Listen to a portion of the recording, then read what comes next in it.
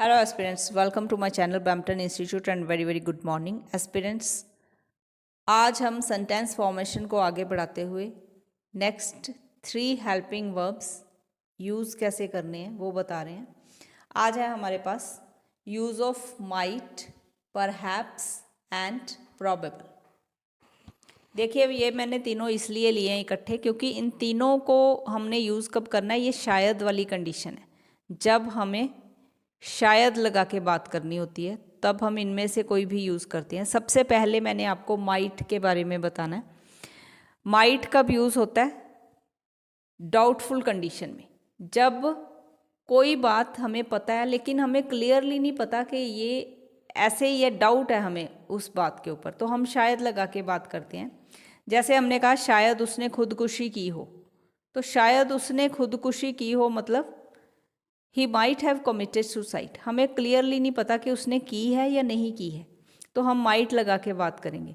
यहाँ पे might have committed, committed का मतलब होता है अपराध करना, तो खुदकुशी जो है वो सबसे बड़ा अपराध माना जाता है।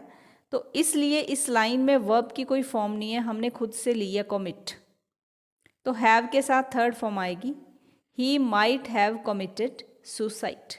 अब मैं आपको एक और बात यहाँ पे बता रही हूँ, साथ ही साथ मुझे लगता है डाउट्स क्लियर हो जाने चाहिए।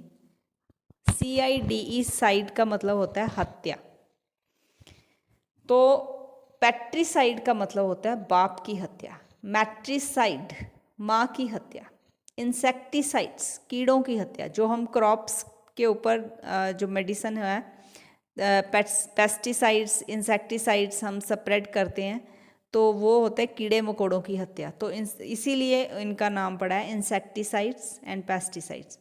फिटिसाइड्स, ये क्या होता है? भ्रूण हत्या। फिटस के बारे में आपको पता होगा, भ्रूण, और भ्रूण हत्या को हमको बोलते हैं फिटिसाइड। तो इस तरह से अभी हमने बात क्या की थी, शायद उसने खुदकुशी की हो, he might have committed suicide. अगर हमने कहना हो कि शायद उसने पेपरों में नकल मार के पास हुआ है, तो फिर हम कैसे बात करेंगे? तब भी हम माइट लगा के बात करेंगे, he might have passed the exam with cheating. इस तरह से हमें माइट का यूज़ करना है। नेक्स्ट हमारे पास आ जाता है परहैप्स। परहैप्स कहाँ पे आएगा? परहैप्स होता है शायद वाली कंडीशन है, लेकिन असंभावना इसमें ज़्यादा होती है। जब शायद हम वो काम जिसकी हम बात कर रहे हैं वो होएगा ही नहीं। अगर आपसे कोई कुछ कहता है कि क्या आप मेरा ये काम कर दोगे, तो आप करना भी नहीं चाहते, आप करोगे भी नहीं। आपको पता है कि आपने ये काम नहीं करना, लेकिन आप मना नहीं कर सकते हो, तो आपने कैसे बात करनी है? मैं शायद ही आपका ये काम कर पाऊँ, तो कैसे बोलोगे? I perhaps do your this work.